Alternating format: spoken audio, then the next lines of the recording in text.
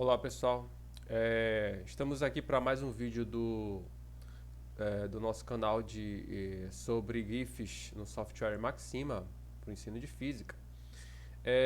E hoje, dando continuidade ao último vídeo, eu quero também mostrar uma comparação de movimento, só que no último vídeo a gente fez uma comparação de movimentos unidimensional, os dois movimentos estão na mesma direção, tá?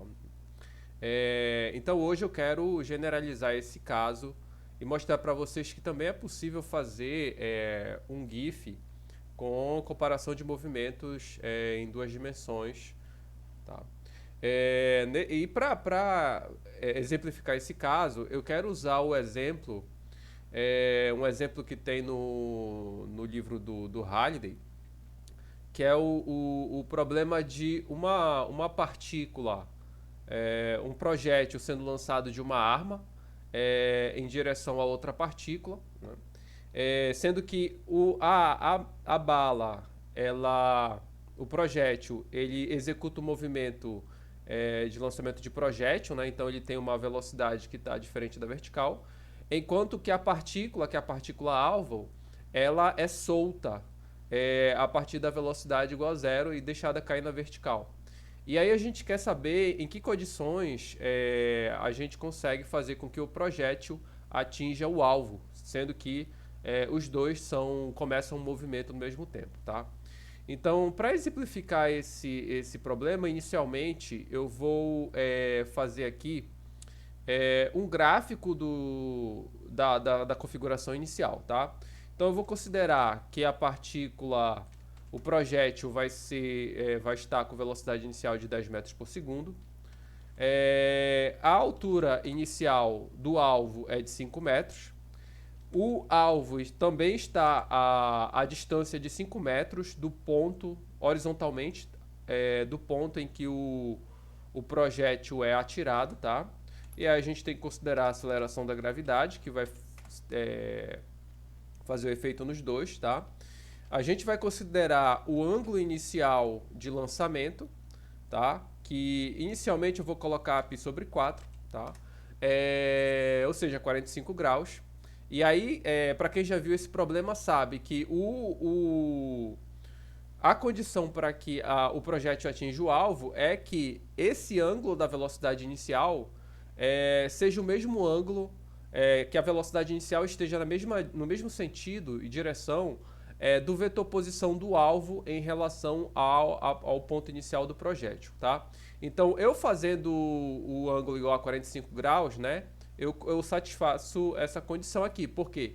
Porque y0 é igual a 5 e x0 é igual a 5, né? Que vai dar um ângulo aqui, se a gente fizer a relação trigonométrica entre esses dois, vai dar um ângulo de 45 graus a partir da horizontal. Essa posição vai apresentar um ângulo de 45 graus a partir da horizontal, tá? Aí, a partir disso, a gente tem que... a partir dessas condições iniciais, a gente tem que descrever as equações dos movimentos. Então, a partícula 1 eu vou considerar o projétil. Então, a componente x do movimento dele vai ser v0 vezes cosseno de φ0, desculpem, φ0, vezes t, tá? Então, componente x do movimento, um movimento com velocidade constante. A componente y, né, vai ser um movimento com aceleração constante, então vai ser velocidade inicial, né, a componente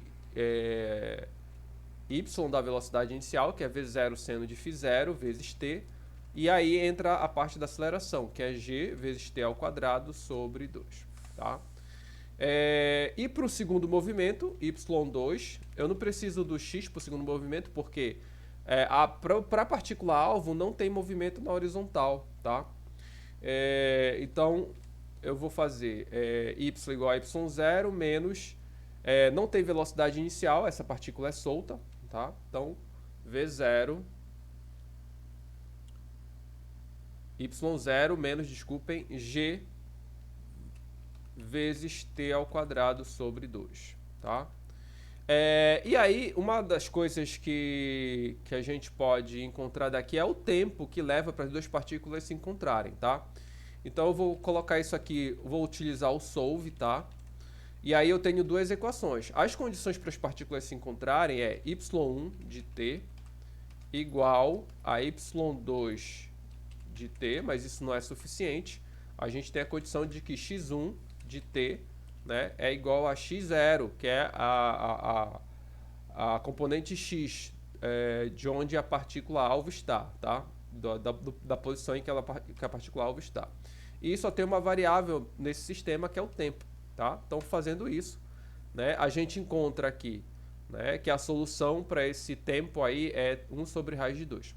Se eu mudar o ângulo aqui, né, e aí já vai ficar, espero que fique claro para vocês que se eu fizer um ângulo diferente de 45 graus, nesse caso, por exemplo, se eu fizer π sobre 6, aí não vai ter solução aqui nesse onde a gente está invocando o solve, mostrando, né, que as duas partículas não se encontram, tá?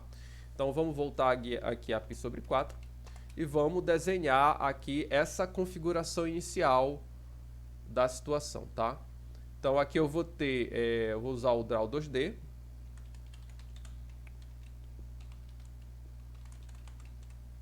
Para o movimento da primeira partícula, eu vou usar o parametric, tá? Então, x1 de t, y1 de t, com t indo de 0 a... Aliás, desculpem, eu vou chamar esse tempo aqui de tm, tá? Para identificar esse tempo. Então, esse tm aqui, ó, é uma lista dentro de uma lista, e essa lista aqui eu chamei de sol, que é a solução do sol que o solve me dá, tá? Então, aqui vai ficar o lado direito, tá? Que eu quero só o 1 sobre raiz de 2. Eu não quero esse t igual aqui. Eu vou ter sol, colchete 1, colchete 1. Tá? Pronto. Por que eu usei duas vezes colchete 1? Porque aqui eu tenho uma lista de lista, tá? Então, como eu tenho duas equações e uma variável, o solve ele me dá a solução dentro de duas listas, tá? Ok, então já defini o TM, né? Então agora sim, vamos desenhar essa configuração inicial para a gente ver que interessante fica, né? Como a gente poderia mostrar para os nossos estudantes essa visualização. Então, parametric, né? x1 de t, y1 de t, t de 0 a tm, tá? Implicit, agora já é o movimento da segunda, a trajetória da segunda partícula, tá? Para a segunda partícula, eu tenho que colocar o implicit porque isso aí é uma linha vertical, tá? Então a gente, para colocar no maxima uma linha vertical, a gente tem que usar o implicit, tá? O x vai de 0 a x0 mais 1, tá? Para a gente dar um espaço um pouquinho maior para mostrar a trajetória da partícula alvo fora dos limites da figura, aliás, dentro dos limites da figura, desculpem. E o y vai, né, do y2tm, que é o ponto onde ela encontra a partícula, que é o projétil, tá, até y0, que é onde ela é lançada, tá. Bem, vamos ver só se isso aqui inicialmente dá certo para a gente ver as duas trajetórias, tá. Então, feito isso, estão aqui as duas trajetórias, tá, mostrando que a nossa configuração aqui está dentro do esperado. Então, a gente vai adicionar mais coisas aqui, tá? Eu já adicionei as trajetórias que as partículas vão fazer até o encontro. Eu vou adicionar também os pontos nos quais as partículas estão, tá? Então, vou colocar aqui point type. A gente vai usar aquele pontinho que a gente vem sempre usando, que é o set. Point size, vou colocar 2, que é para ficar mais destacado, tá? E points, aqui eu preciso de uma instrução point só para gerar os dois pontos, tá? Então, 2 pares de colchete inicial, 0, 0, que é o ponto onde a partícula, o projétil vai estar inicialmente, tá? E inicialmente a partícula alvo vai estar em x0, y0. Pronto, tá? Então, tá aqui 2 points. E eu vou colocar também o vetor velocidade inicial da partícula do projétil, tá? Então, para isso eu vou colocar uma cor vermelha, tá, desse vetor. Vou já adiantar aqui head length, vou colocar como 0.1 para ficar pequeno, tá? Então, vector Esse vetor começa no 0, 0, que é onde está a partícula, que é o projétil, tá? E eu vou colocar aqui só a direção desse vetor, tá? Como eu coloquei que inicialmente é 10, esse vetor vai ficar muito grande aqui. Então eu quero colocar só a representação da direção dele. Então eu vou colocar cosseno de φ0, tá? Para componente x, e seno de φ0 para componente y, tá? Pronto. E vou adicionar também um vetor, que é um vetor que identifica a posição da partícula alvo em relação à partícula projétil, tá? Então eu vou colocar aqui color black para esse vetor, tá? E vou colocar line type dashes, tá? Para esse vetor não ficar com uma linha sólida, só o vetor velocidade, tá? E vector, então, esse vetor posição começa no 0, 0, que é onde está a partícula projétil, e vai até onde está a partícula alvo, que é y0, x0, desculpem, y0. Feito isso, vamos ver. Pronto. Então, olha só que legal que fica a nossa representação inicial, né? Então, o vetor preto, né, mostrando a posição da partícula alvo em relação à partícula que é o projétil, a origem, né? E o vetor vermelho mostrando a velocidade, a direção da velocidade inicial da partícula projétil, mostrando que os dois estão na mesma direção. Se eu mudar aqui o vetor, o φ0, né? Se eu colocar, por exemplo, o φ0 igual a φ sobre 6, né? Infelizmente o TM aqui não vai ter uma resposta, né? Então ele está dizendo que não vai encontrar nada. Então deixa eu só colocar aqui como comentário, tá? E vou colocar o TM aqui para esses casos em que que a velocidade inicial não se alinha com o vetor posição da partícula alvo em relação à origem. Vou colocar TM igual a acho que 1.0, acho que é suficiente, tá? Pronto. Nesses casos aí a situação vai ser essa. Então o vetor velocidade não está alinhado com esse vetor posição da partícula alvo em relação à origem, né? E nesses casos, apesar de mostrar aqui que as duas trajetórias se cruzam, as partículas elas não vão se encontrar. E aí que está a parte interessante do GIF, porque quem vai estabelecer isso, se elas vão se encontrar ou não, é o GIF. Na figura estática, infelizmente, eu consigo determinar a condição inicial todinha, as trajetórias que elas vão executar até o tempo que eu estabeleci. Mas, infelizmente, essa figura não me diz se elas vão se encontrar ou não. É claro que eu já sei isso a partir da resposta do solve, né, que eu não encontrei resposta, nesse caso aqui, tá? Mas aí, realmente, para os estudantes, a visualização vai ficar crucial com o GIF, tá? Então, vamos voltar aqui para π sobre 4, tá? Vou voltar aqui para essa resposta. Pronto. E pronto, tá aqui. Então, essa é a configuração. E para o GIF, como é que a gente vai fazer? Então, draw, file name, tá? Colocar compmov 2D, terminal, animated GIF, make list, tá? gr2d, tá? Eu vou colocar já os intervalos de x e y, né? Senão a gente vai correr o risco de o GIF ficar mudando de tamanho, a gente não quer isso. Aqui de 0 até x0 mais 1, tá? O y-range de 0 até y0, tá?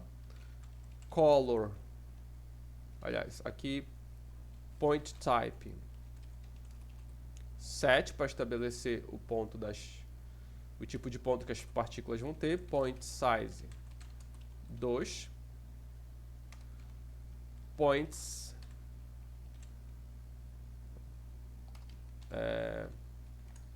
mesma coisa que inicialmente, né, no gráfico estático. Aliás, Agora, desculpem, mesma coisa não, mas...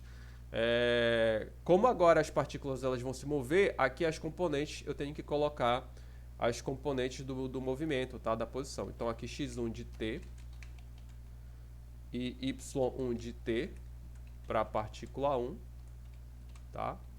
E x0 y2 de t para a partícula 2, que é a partícula alvo, tá? Opa, desculpe, aqui eu fechei um colchete, mas ele só deve fechar aqui depois de eu escrever a segunda partícula, tá? Vou fechar aqui o points, vou fechar o gr2d e agora vou colocar o intervalo de tempo para o make list. O tempo vai de 0 até tm. Aí quantos quadros eu quero aqui? Nesse caso eu quero, por exemplo, um GIF com 100 quadros. Então eu vou colocar o intervalo de tempo tm dividido por 100, tá? Fechei o make list e fechei o draw. Vou colocar um cifrão para não ter muitas mensagens, tá? E vamos ver se funciona, torcer para que eu tenha digitado tudo certo. Isso, então gerou o GIF, né? Então a gente vai abrir aqui, ó, onde está o nosso código, tá? Gerou o GIF, vamos ver como é que ficou. Tá aí, ó, o nosso GIF.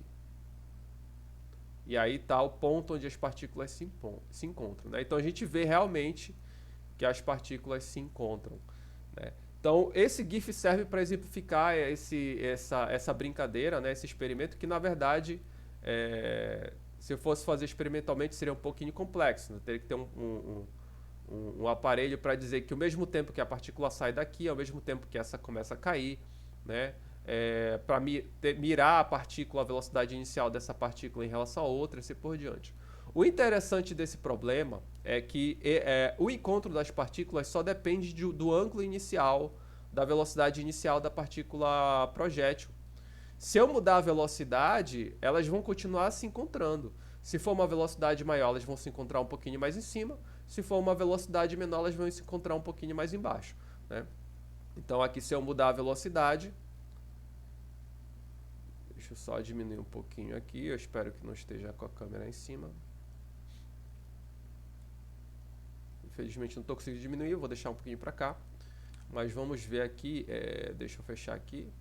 Vamos mudar a velocidade para uma velocidade maior, 15 metros por segundo, por exemplo. Tá? Então vou executar tudo, agora o tempo está um pouquinho diferente. Aqui está a condição inicial, agora a condição, o movimento é esse, né? Então a gente vê que as partículas vão se encontrar um pouquinho mais em cima. E para gerar o GIF, executo aqui. Olha aí o GIF. Né? Então elas continuam se encontrando, mas agora um pouquinho mais acima, né? Se eu diminuir a velocidade,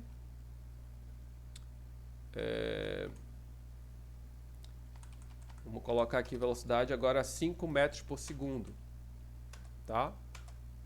Então tá aqui, elas vão se encontrar agora, ó, aqui embaixo, né?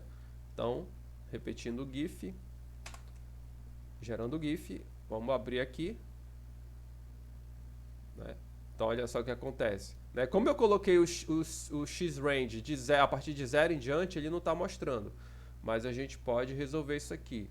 Talvez colocar uma velocidade um pouquinho maior para não ter que fazer isso, né? Coloquei 10, vamos colocar aqui 8 metros por segundo, para não ter que mudar o X-Range, tá? Pronto, então nesse caso vai acontecer acima do nível X, Y igual a 0, tá? Então, vamos ver o GIF agora. Então aí, ó, com velocidade menor, as partículas vão se encontrar um pouquinho mais abaixo, mas vão se encontrar. E se eu mudar o ângulo inicial, né? Então aqui eu vou colocar aqui, eu vou mudar o TM aqui para 1 sobre raiz de 2, que eu já sei que é a solução, que era a solução inicial. Aliás, vou deixar 1 segundo, para ficar mais... e um pouquinho além de onde as partículas se encontrariam, tá? Vou continuar a velocidade V0 e vou colocar o ângulo inicial, agora vou mudar para um pouquinho menor do que π sobre 4, π sobre 6. Pronto, né? Então, a situação é essa aqui, tá? A velocidade está na direção diferente do que a posição inicial do alvo. Vou fechar o GIF aqui. Gerei o GIF. Vou abrir. Né? Então, ó, se eu mudar o ângulo, as partículas não se encontram. Né? Apesar das trajetórias terem um cruzamento aqui, na prática não vão se encontrar, tá? E isso, novamente, né, só é visualizado no GIF, tá? Agora, se eu aumentar o ângulo, eu diminuí um ângulo, né? Se eu aumentar o ângulo, se eu fizer, em vez de π sobre 4, se eu fizer π sobre 3, né, a configuração agora vai ser essa aqui, ó.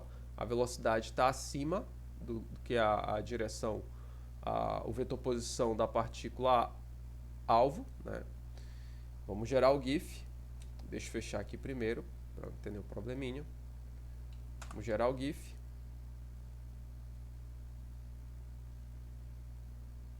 Essa agora é a situação, né? Então, se eu colocar o ângulo acima, elas não se encontram, tá? Então, qual é a condição? É que a velocidade esteja na mesma direção do vetor posição da partícula alvo, tá? Bem, eu espero que vocês gostem desse vídeo, né, mostrando essa comparação no movimento. Né? Eu escolhi esse probleminha porque é um probleminha bem interessante, né, bem curioso, tá? Mas é claro que vocês podem também pensar outros problemas aí para fazer comparações de movimentos em duas dimensões, tá? Até o próximo vídeo, gente.